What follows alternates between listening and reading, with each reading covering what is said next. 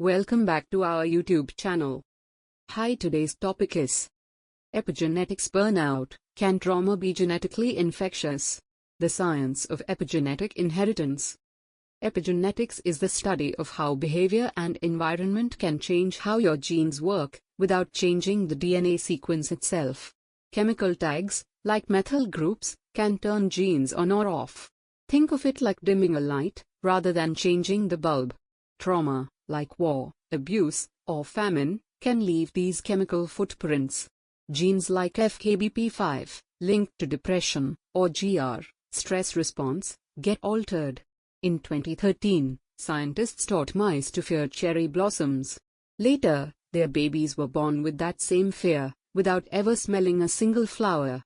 In humans, children of Holocaust survivors showed altered cortisol levels, impacting their stress tolerance. But not everyone agrees, it could still be parenting or environment. Epigenetics burnout, when the past catches up. It's not just stress.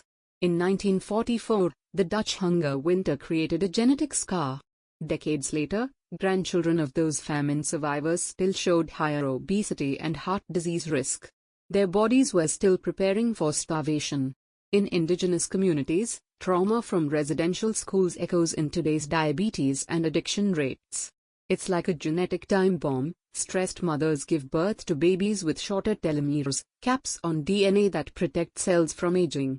Some call it biological PTSD, and it might lie dormant until something triggers it years later. Is trauma literally contagious? We now know trauma isn't just inherited, it might be contagious. Studies show that spouses of PTSD sufferers begin to show similar epigenetic changes. The theory: our bodies may share trauma through microscopic messengers called exosomes, tiny RNA-filled packets in our saliva, blood, even tears. There's no proof yet, but it's the wild frontier of science. Critics argue it's all behavioral, kids learn trauma from their parents. But epigenetic changes have shown up even in sperm donor offspring, children who never met their biological parent. Can we erase inherited trauma? There's hope.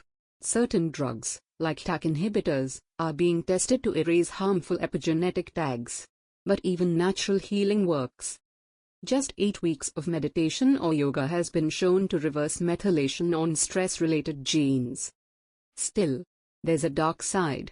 Could we one day create designer memories, or worse, screen embryos for perfect gene expression?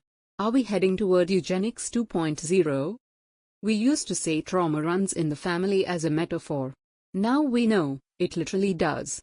Epigenetic burnout is real. The question is, should we test for it, treat it, or just learn to live with it?